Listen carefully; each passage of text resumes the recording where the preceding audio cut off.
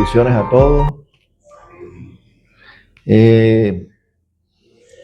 Hoy vamos a retomar el estudio de la neuroetimología. Espero que hoy podamos terminar lo que tenemos en este tema. Pero quiero hacer un resumen de lo que hasta ahora hemos visto en neumatología, ¿no? Primero, pues definimos neumatología, que es el estudio del Espíritu Santo, ¿verdad?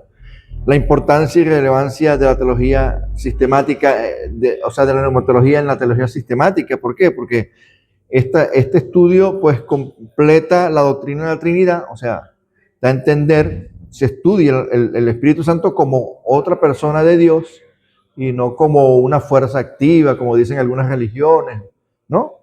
Sino que es una persona. Comprender la salvación, porque el Espíritu Santo es el que está involucrado en la salvación. Sin el Espíritu Santo nadie podría ser salvo, porque Él es el que trae la convicción de justicia, de juicio y de pecado.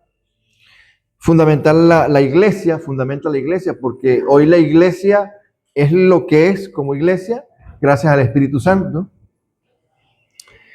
Sostiene la escatología porque es una esperanza que tenemos todos. El Espíritu Santo es el que nos da esa esperanza de que así como Cristo resucitó, también nosotros algún día resucitaremos con Él. Su importancia teológica y pastoral, por supuesto. Después el desarrollo histórico, vimos también el desarrollo histórico a lo largo de la historia, cómo el Espíritu Santo ha sido visto en la iglesia.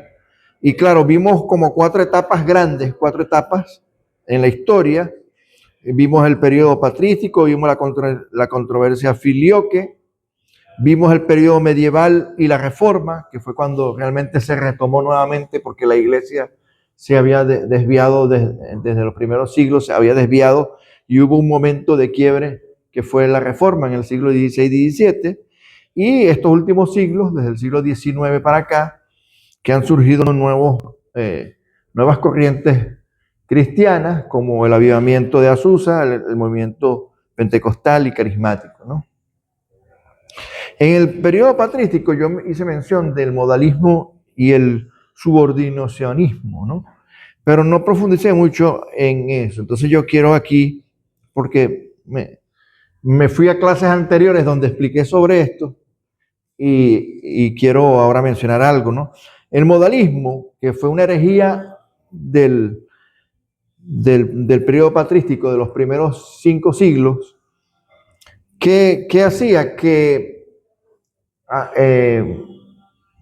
si bien no estaba definido la Trinidad, porque la Trinidad se definió en un concilio posterior, que fue en los concilios de Nicea, y luego fue ratificado en otro, pero veía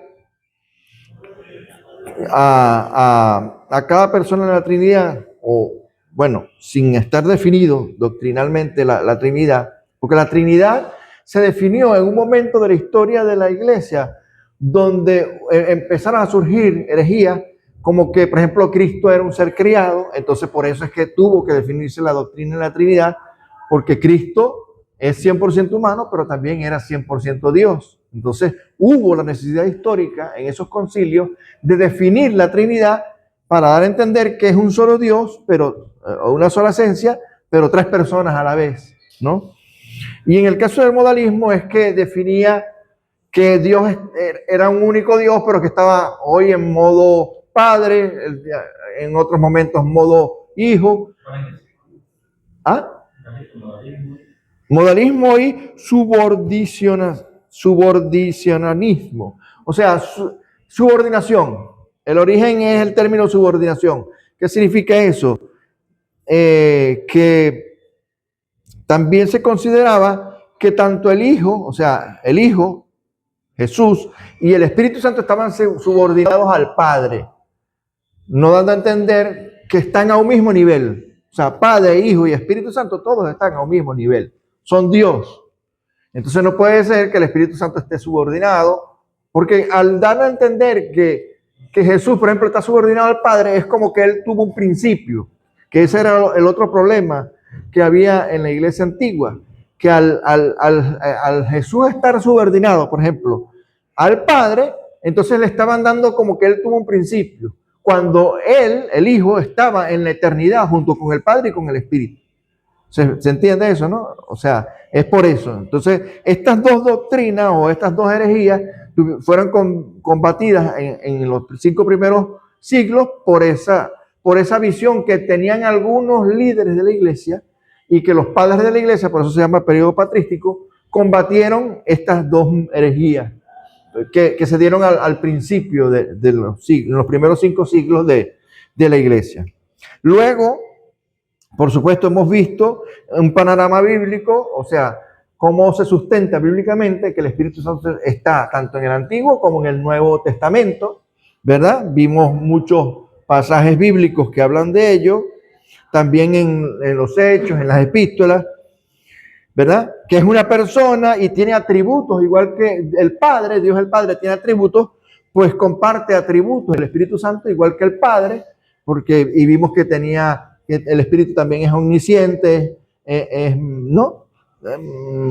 Tiene prácticamente los mismos atributos que Dios, solo que también tiene unos atributos específicos, como el Espíritu, por ejemplo, inspiró la Escritura, ¿no?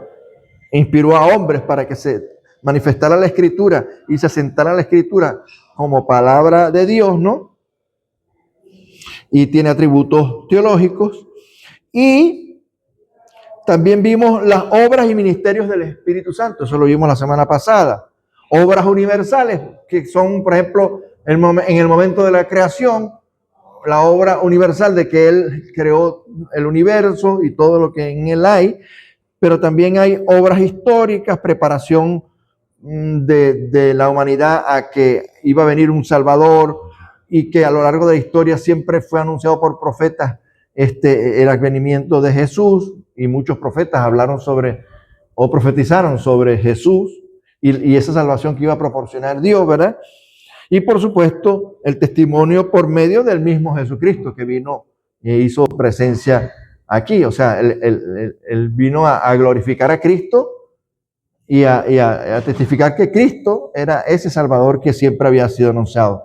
Las obras también de la salvación, o sea, cómo el Espíritu Santo obra en la salvación del ser humano por medio de la regeneración del individuo, o sea, el cambio de corazón, la convicción de pecado que trae, el arrepentimiento que produce, la justificación que produce en el creyente, la santificación progresiva que hace a lo largo de la vida del creyente, y la glorificación parcial y después total que vendrá con la segunda venida del Señor Jesucristo, donde la iglesia va a ser glorificada y va a ser arrebatada y levantada, ¿no?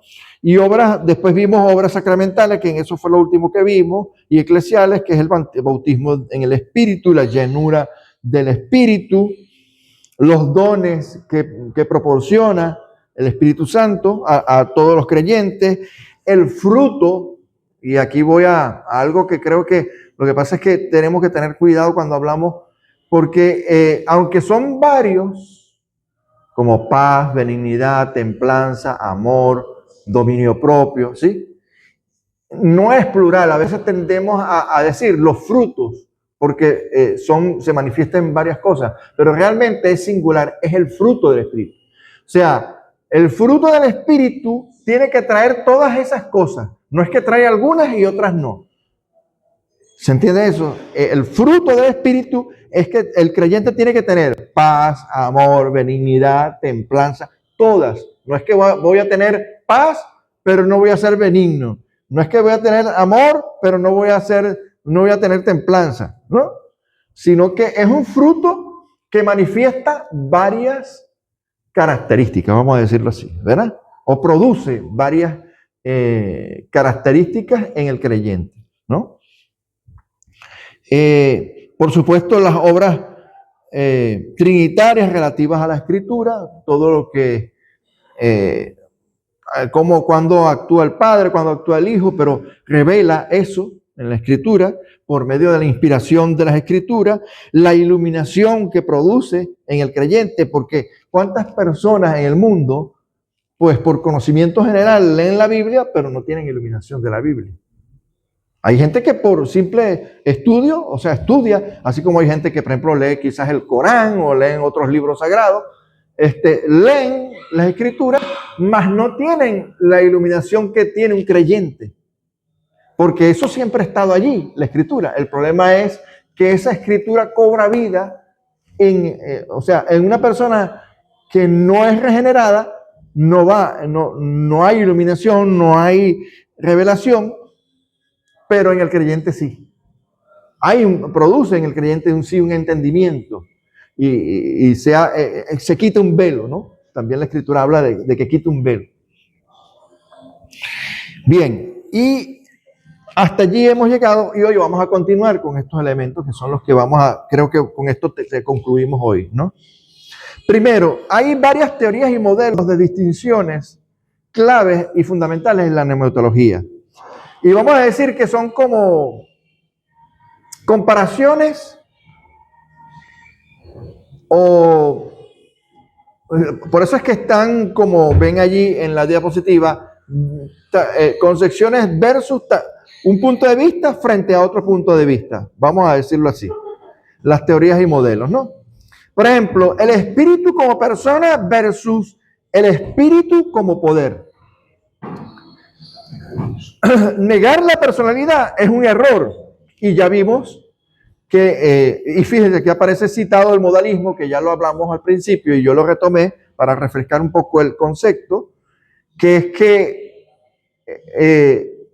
realmente el Espíritu Santo es una persona, y ya lo hemos hablado en las clases anteriores, porque no puede ser una fuerza o un espíritu simplemente de poder o una fuerza la que se entristece, la que se contrista, la que se apaga, o sea, sino que la característica de entristecerse es más inherente a una persona. Una fuerza no se entristece, una persona sí se entristece. Por eso le da una característica de que tiene un carácter como individuo o ente o persona, no como una fuerza.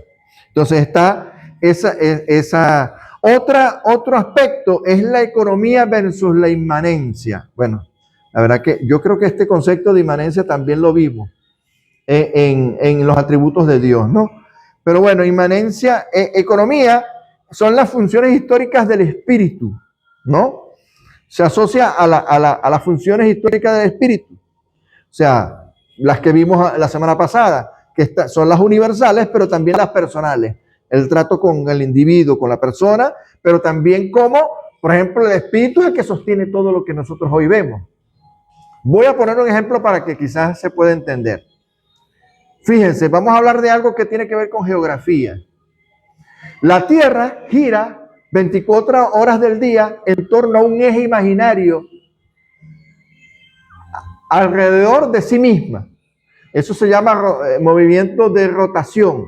Pero también hay un movimiento de traslación, que es el movimiento que ejerce la Tierra 365 días del año alrededor del Sol. ¿Qué sostiene eso? El poder del Espíritu Santo, que sostiene todo el universo. Esa es una obra universal del Espíritu Santo. ¿Se entiende? Es algo que es cómo actúa el Espíritu Santo sobre la creación. Pero también el Espíritu Santo actúa sobre las personas, como nosotros. ¿No? ¿Verdad? Llevándonos a arrepentirnos, a estar siempre, a buscar comunión con Él, a buscar el rostro de Dios. ¿Pero por qué? Porque el creyente tiene el sello del Espíritu y por eso motiva a la persona a estar en comunión con Dios. Ahí vemos diversas actuaciones del Espíritu, unas que son más personales hacia los individuos, los seres creados, y otras que tienen que ver con el sostenimiento de todo el universo, imagínense. O sea, de todo lo que abarca, ¿no? Y la inmanencia tiene que ver con la relación trinitaria, cómo se relacionan, o ese vínculo que hay entre el Padre, el Hijo y el Espíritu, ¿no? Que es siempre constante, ¿no? La relación entre Padre, Hijo y Espíritu. Ahora, hay también otras teorías o modelos que hablan del bautismo versus la llenura del Espíritu. El bautismo del Espíritu es una unidad del creyente con Cristo. porque es que el Espíritu es el que revela a Cristo en el creyente. Y por eso dijo Jesús, hablando sobre el Consolador, volviendo a los pasajes de Juan, donde Juan 14, que la semana pasada yo les prediqué, donde Jesús anunciaba que iba a venir uno igual que él, que iba a consolar, que iba a manifestar otro consolador. Fíjense que él habla de otro consolador como yo, o sea, alguien que es como un acompañante al igual que Jesús. ¿Pero por qué? Porque revela a Jesús en nuestras vidas. O sea, el Espíritu Santo es el que siempre nos va a revelar a Jesús. Es el que va a glorificar a Jesús en cada uno de los creyentes. ¿Para qué? Porque ¿cuál es la función del Espíritu Santo? Vamos a la vida devocional del creyente, a la vida del creyente, a forjar el carácter de Cristo en nosotros. Por eso es que habla de glorificar a Cristo, porque si el Espíritu Santo puede forjar el carácter de Jesús en nosotros, ese es su trabajo. Y si refleja, si logra que nosotros tengamos el carácter de Cristo en nosotros, está glorificando a Cristo aquí en la tierra. Mientras Él está en el trono, sentado a la derecha del Padre, ¿verdad? Intercediendo por todos nosotros, ¿no? Entonces tiene una función específica, que es glorificar. A menudo es entendido como un evento que ocurre al creer. Fíjense qué pasa, y aquí hablamos la semana pasada de diversas corrientes teológicas que hay dentro de la iglesia, y hemos hablado de luteranos, metodistas, calvinistas, a lo largo de la historia hay muchos, pentecostales, ¿no? Hay diversas corrientes. Cada una, por eso es que hay como una controversia, porque vamos a decir, los bautistas, los calvinistas, algunas corrientes dentro de la iglesia, creen que el bautismo del Espíritu Santo es el mismo bautismo de cuando la persona cree en Jesús. En el mismo momento en que la persona cree, ya ahí ellos definen que ha sido bautizado.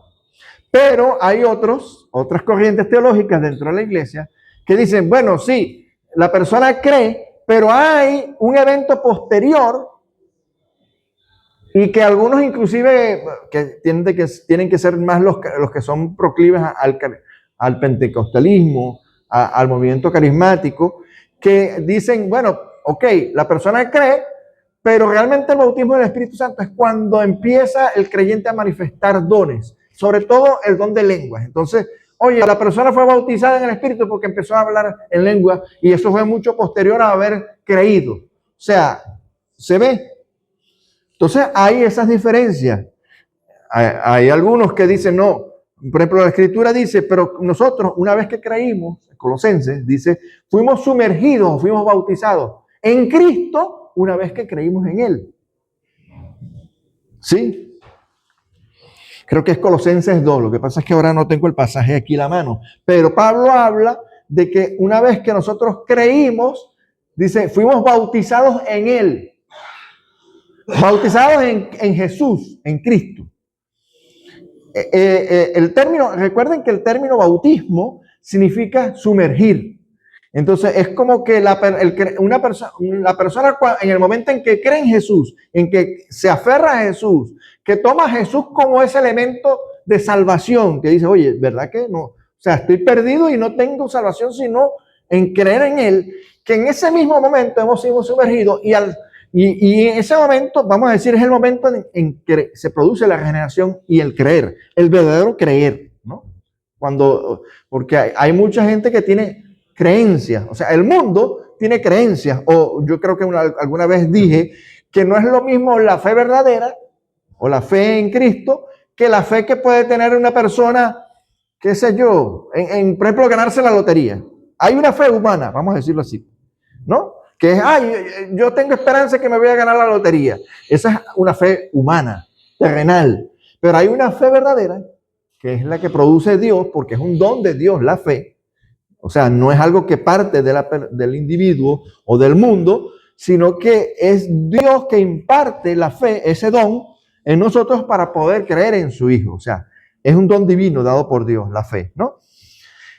Entonces, la llenura del Espíritu se asocia más bien a experiencias posteriores al creer en Jesús,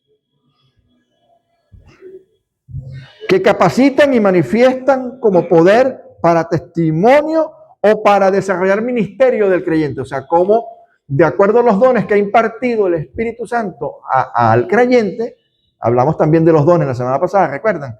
De que hay algunos que tienen dones para el servicio, otros tienen el don por ejemplo, de sanidad, creyentes que tienen don de sanidad, que oran por los enfermos y pueden, ¿verdad? Y cómo eso se manifiesta con poder, como poder para dar testimonio de Cristo. O sea, que la persona el Espíritu está actuando en el creyente y de una vez también esos dones están glorificando a Cristo cuando actúan por medio del creyente, del que cree, ¿no? Yo en esto voy a hablar de algo personal, experiencia personal. Realmente yo he entendido, o sea, estoy hablando como, no lo tome como algo doctrinal, sino una opinión mía, muy personal. Desde el momento en que creemos, yo entiendo que el creyente cuando está muy nuevo, recién convertido, le es difícil discernir cuáles fueron los dones que están en él. Y que el creyente va descubriendo eso en la medida que se va santificando y que el Espíritu Santo va obrando en él. Es que tú vas descubriendo los dones. ¿Qué quiere decir eso? Que los dones, de alguna manera, se van descubriendo y se van ejercitando. O sea, no es que tú naces de nuevo y ya tú sabes que tú puedes orar por los enfermos y van a sanar, sino que el Espíritu Santo te va a ir llevando de manera progresiva a eso, y en un momento determinado tú un día oraste por alguien enfermo. Oye, tuviste que sanar y tú dices, oye, eso está operando en mí. Pero eso es algo que se desarrolla a posterior de la conversión tuya. ¿Se entiende? O sea, es lo que yo veo. Que es que el creyente va descubriendo los dones de una manera progresiva una vez que es regenerado. Yo lo veo así. Aunque explicarlo bíblicamente, oye, no tengo una manera de explicarlo bíblicamente, pero estoy hablando de experiencia. Y en eso quiero leer, sí, algo que Pablo hizo con los Efesios. Voy a leer que pudiera quizás justificar esto que yo estoy explicando como experiencia personal. Voy al capítulo 1 de Efesios. Y en Efesios hay 2 veces en que están plasmadas unas oraciones de Pablo a favor de la iglesia de Efesios. Una de esas oraciones está en el capítulo 1. Yo voy a leer desde el versículo 15, en el capítulo 1. Dice, por esta causa también yo, habiendo oído de vuestra fe en el Señor, o sea, Pablo le está diciendo, oye, sí, he oído, me han dado información de cómo es la fe de la iglesia en el Señor, en el Señor Jesús, y de vuestro amor para con todos los santos. O sea, cómo había una unidad en la iglesia, un fervor entre los hermanos. Y entonces, en el versículo 16 dice, y él no cesa de dar gracias por vosotros, haciendo memoria de vosotros en mis oraciones. O sea, cuando Pablo oraba por la iglesia de Éfeso, él, oraba a Dios por estas cosas. Oye, Señor, qué bueno que esta iglesia permanece unida, hay una comunión entre los santos, ¿no? Pero él hacía peticiones. Entonces en el versículo 17 él dice, para que el Dios de nuestro Señor Jesucristo, el Padre de gloria, y entonces aquí, ¿qué le pide al Padre? Les dé espíritu de sabiduría y de revelación en el conocimiento de Él. Esa palabra conocimiento no es un conocimiento intelectual, sino un conocimiento relacional. Un conocimiento experimental. O sea, allí lo que pasa es que, claro, en el griego, el verbo conocimiento allí tiene un valor más amplio que el término que nosotros vemos aquí como conocimiento, porque quizás, recuerden por ejemplo, cuando dice la escritura, y Adán conoció a Eva, ¿qué está dando a entender allí?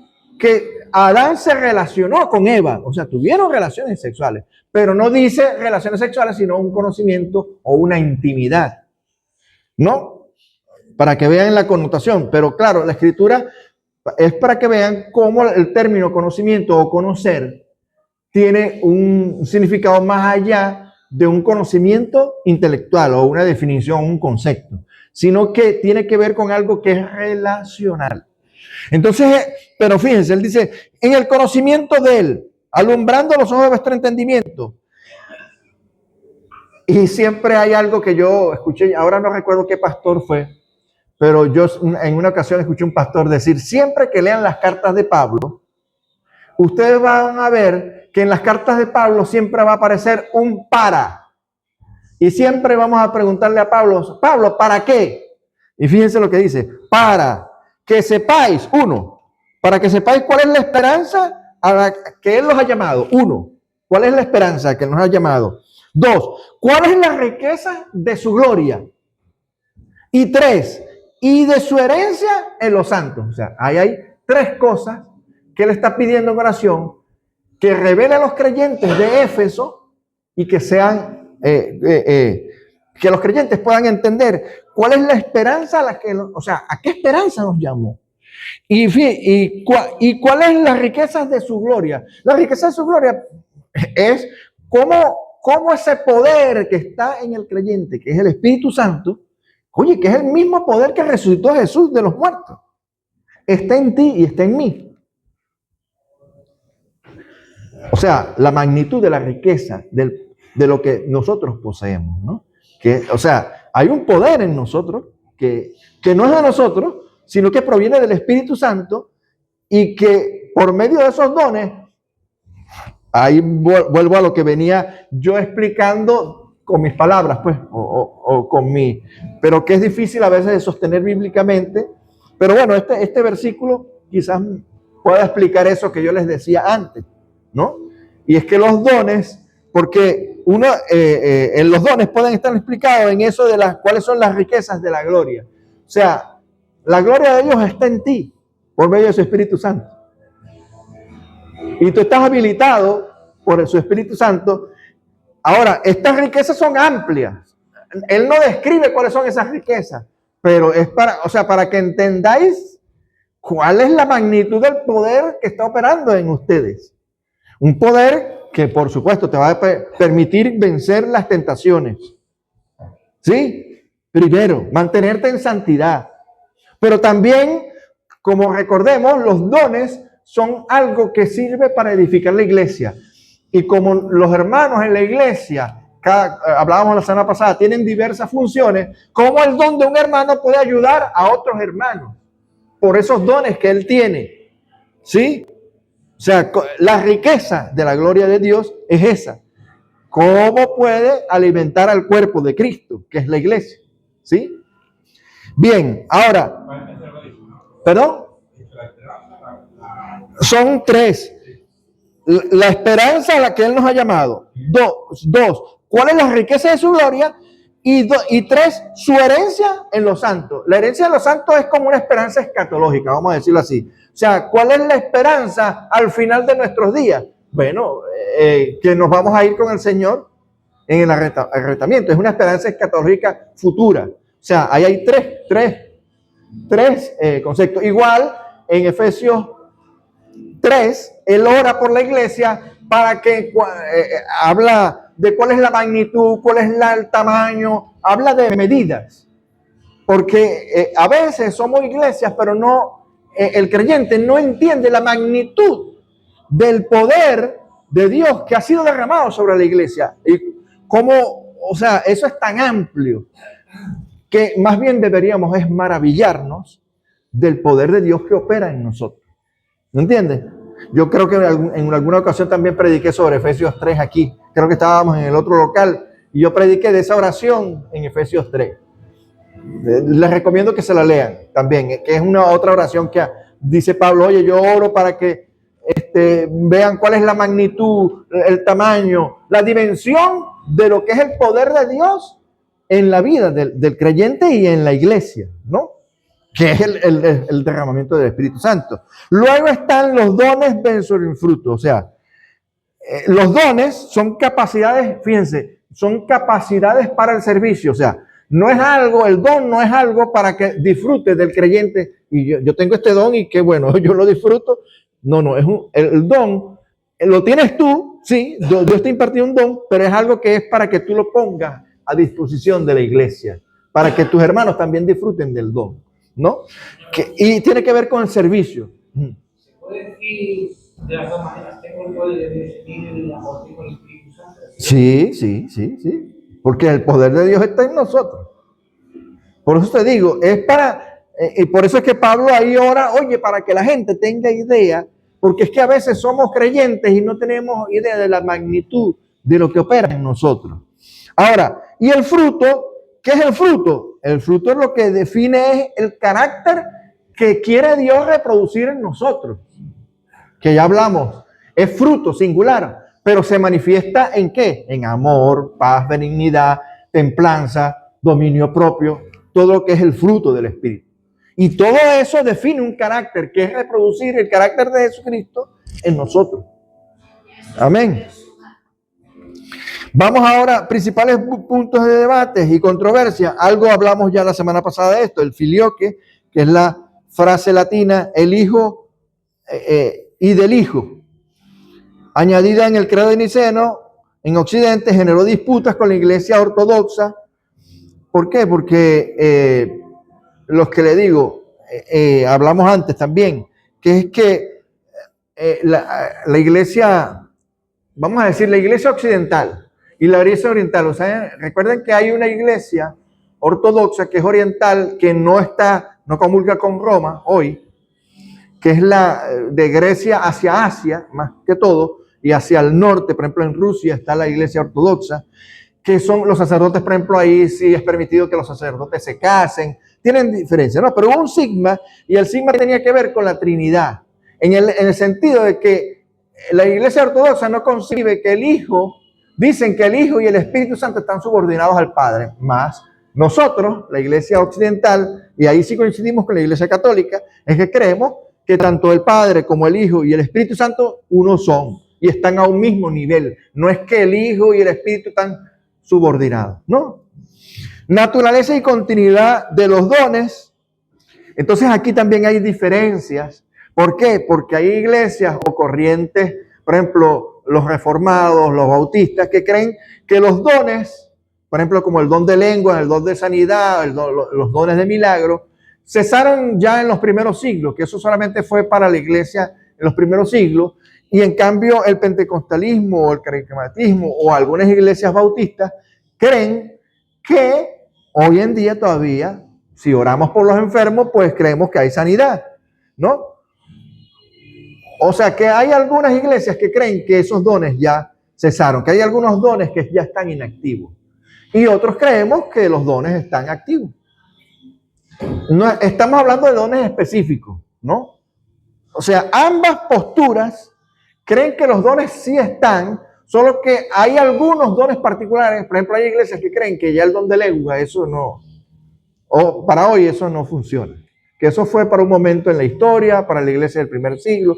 Y ese movimiento le llaman cesacionismo. Algunos sostienen que los dones revelatorios, el don de profecía, por ejemplo, que eso fue para los primeros siglos, pero que hoy en día ya no hay don de profecía. Yo ahí también tengo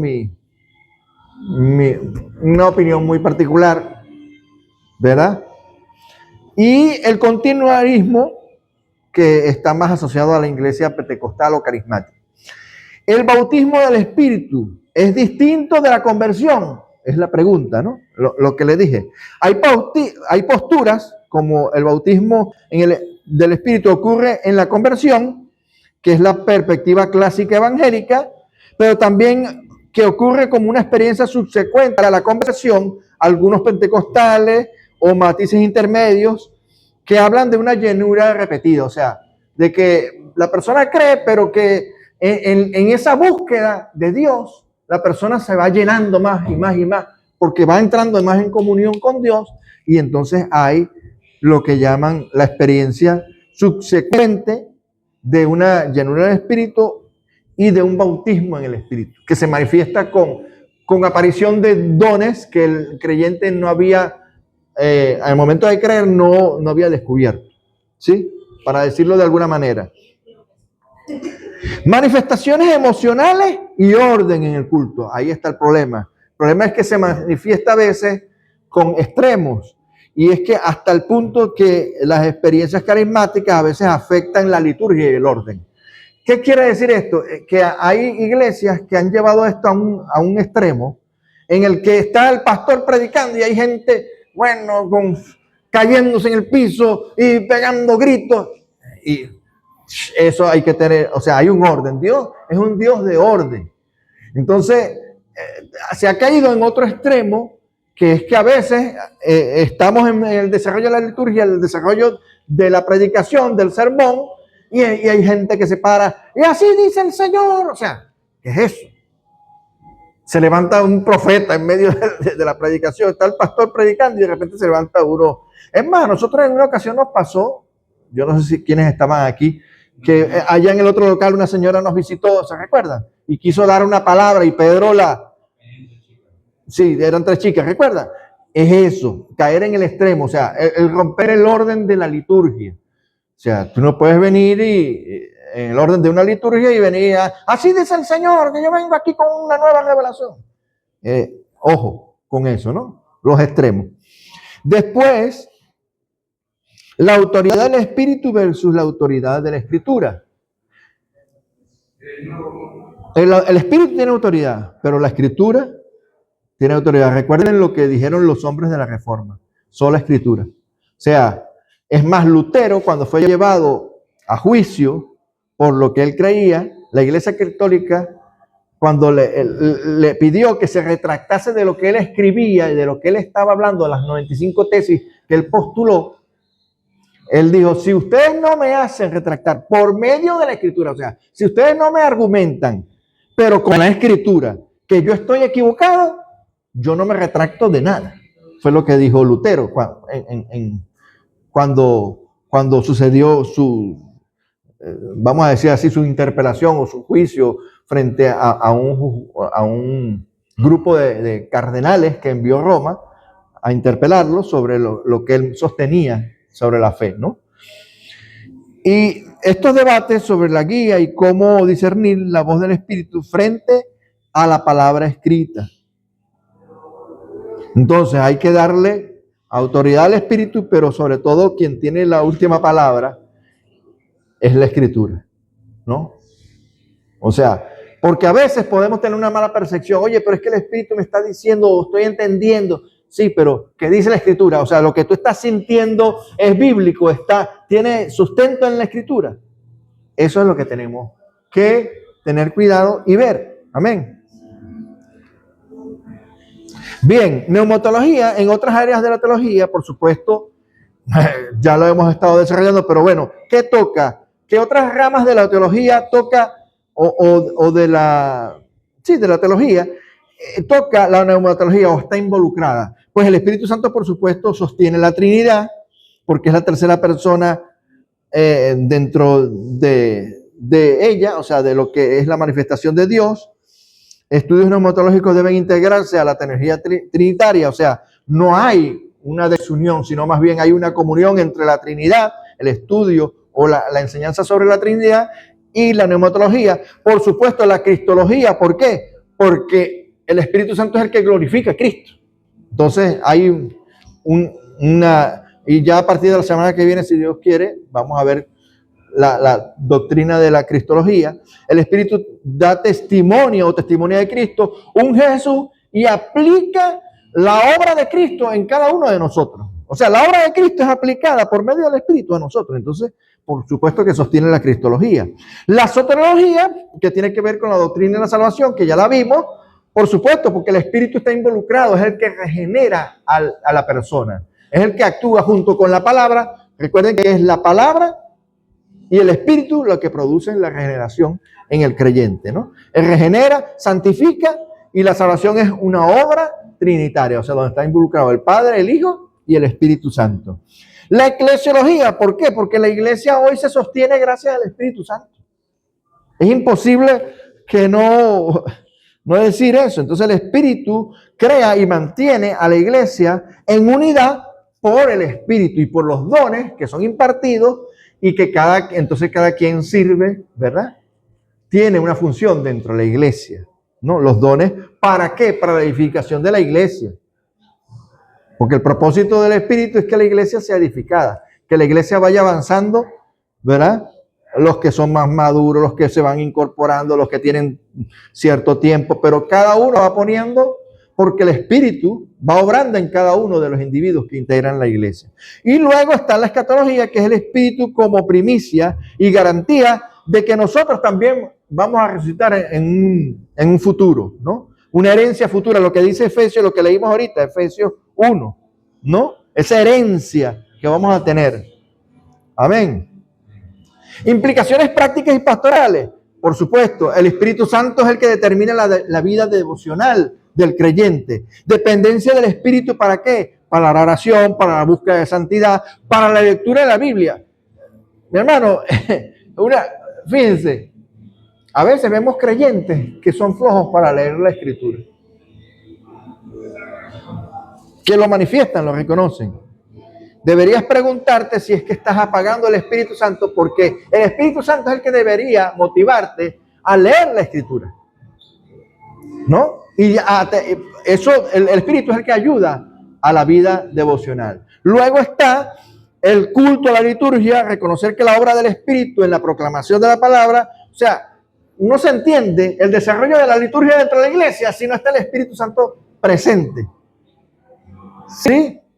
Cuando estamos alabando al Señor en el desarrollo del servicio, oye, se presenta allí, el Espíritu Santo ministra a la iglesia en la alabanza, porque la alabanza es una comunión entre Dios y la iglesia, ¿no? También cuando está en la predicación, ¿por qué? Porque el predicador lo que está es llevando la palabra de Dios para ministrar a la iglesia, pero es el Espíritu de Dios el que va a sellar esa palabra, no es el predicador, sino es Dios obrando por medio del predicador, el que ministra por medio del Espíritu a los creyentes que están presentes en el desarrollo de la liturgia. Por supuesto, el Espíritu Santo es el que define ministerios a los integrantes de la iglesia y liderazgo, o sea, por eso es que se van definiendo ungieres, diáconos, pastores, copastores, diferentes funciones dentro de la iglesia, ¿verdad? Y él es el Espíritu Santo el que discierne para identificar dones y colocarlos al servicio para la formación, para el fruto, para el carácter, tanto como por los dones, ¿no? Para los dones. Consejería pastoral, por supuesto, los pastores están habilitados por el Espíritu para discernir y corregir a hermanos que tienen problemas. El pastor puede dar consejería pastoral, ¿verdad?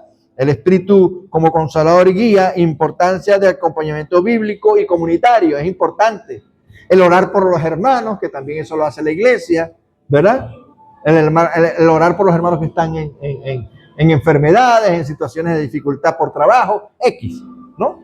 Ahí está el desarrollo y el Espíritu Santo está involucrado en eso. Y por supuesto, el Espíritu Santo es el que nos lleva a ejecutar la gran comisión, que es el evangelismo, la misión y evangelismo, al poder dar testimonio, testificar, como está manifiesto en el libro de Hechos, depender de la obra del Espíritu para la conversión y el testimonio efectivo de todos los creyentes.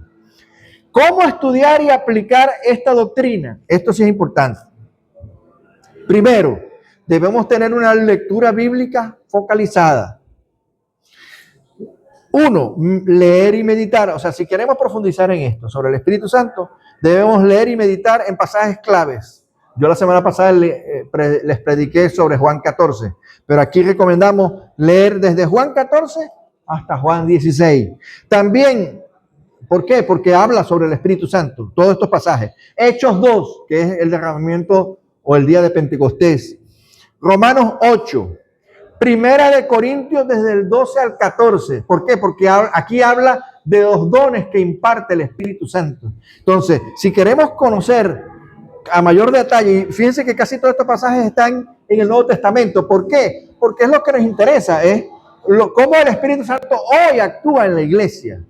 Ya no como en el Antiguo Testamento, donde venía sobre profetas de manera puntual para que profetizase, pero no estaba morando el Espíritu. Pero hoy el Espíritu está morando en el creyente y morando sobre la iglesia. Amén. Entonces, Gálatas capítulo 5, ¿por qué? Porque allí habla del fruto del Espíritu. Y Efesios 1, por lo que le acabo de compartir, cómo Pablo oraba por la iglesia de Éfeso para que el Espíritu Santo le revelara estos tres aspectos: la riqueza de su gloria, la esperanza a la que hemos sido llamados y la herencia que nos espera a todos los creyentes, ¿no? En un futuro. Por supuesto, un estudio histórico y teológico es bueno. Hay libros sobre padres de la iglesia, o lo que yo les dije, patrística. Por ejemplo, Basilio de San Agustín de Hipona. Hay literatura también reformada. Podemos leer los libros de Calvino, de Lutero, ¿sí? Para ver la continuidad y diversos matices que hay en la iglesia a lo largo de la historia. O sea, es bueno conocer los puntos de vista de gente que estuvo antes que nosotros y desarrollaron escritos sobre el Espíritu Santo. Comparar posiciones actuales, ojo, sin combatir, porque no debemos considerar a otros hermanos porque no piensen con respecto, por ejemplo, a los dones del Espíritu. No debemos juzgar a los hermanos por eso. Vamos a decirlo así. O sea, el secesionista y el continuista, a la final, los dos creen en Jesús. Estoy poniendo un ejemplo de un punto de vista dentro de la iglesia, que es aquellos que creen que los dones cesaron, algunos dones, no todos, algunos dones cesaron, y otros que creen que hay dones que hoy se siguen manifestando. Los dos son hijos de Dios, aunque haya diferencias doctrinales en algunos puntos. ¿Por qué? Porque estos son aspectos que no tienen que ver con la salvación. Los dos creen que son salvos por Cristo.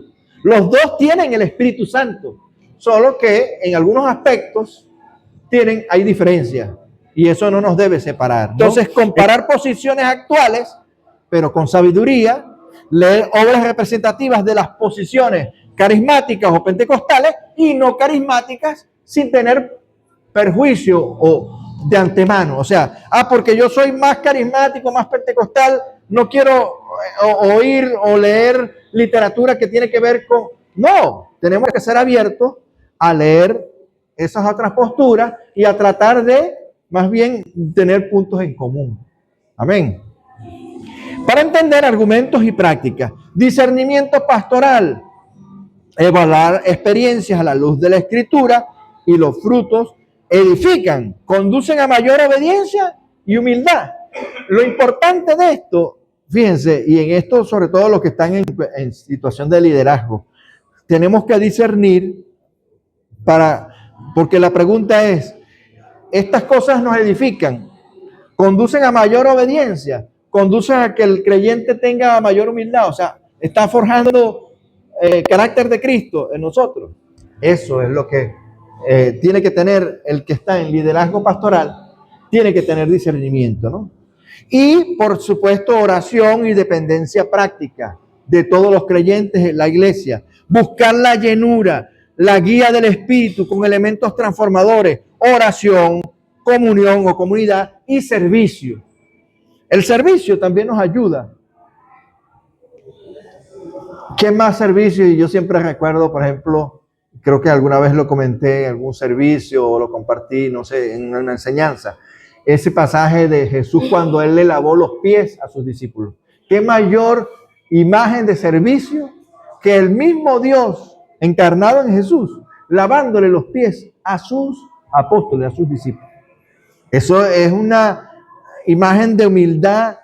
Por eso Él dijo, aprende de mí que soy manso y humilde de corazón, que es lo que persigue Dios y forjar en nuestros corazones. Amén. Y bueno, preguntas que debemos hacernos para discusión y reflexión. Por eso estamos hablando sobre el Espíritu Santo. Son útiles en un seminario, en un estudio y en la vida pastoral. ¿Cómo distinguir que una profecía es verdadera o falsa según las Escrituras? O sea, cuando escuchamos a alguien, oye, a mí el Señor me da a entender tal cosa, viene un hermano y dice eso, ¿no? No hacer juicio sobre el hermano de inmediato, sino discernir y tratar de discernir si eso es bíblico lo que está diciendo el hermano, ¿no? ¿Cómo distinguir la profecía verdadera de la falsa? bautismo en el Espíritu, conversión, coincidencia o secuencia. O sea, que nosotros nos hagamos esta pregunta. Una vez que hemos regenerado y creemos, ¿hay una coincidencia en el bautismo o hay una secuencia, o sea, un desarrollo donde el Espíritu Santo sigue obrando y va como madurando al creyente? Vamos a decirlo así, ¿no? ¿Qué implicaciones pastorales tiene cada postura? Son preguntas que debemos hacernos. Si quieren, ustedes las anotan o toman fotos. ¿Qué papel tiene el discernimiento comunitario en la regulación de los dones? Eso sobre todo Pablo lo manifiesta en uno de los pasajes que les dije que tienen que leer, que es 1 Corintios 13 y 14.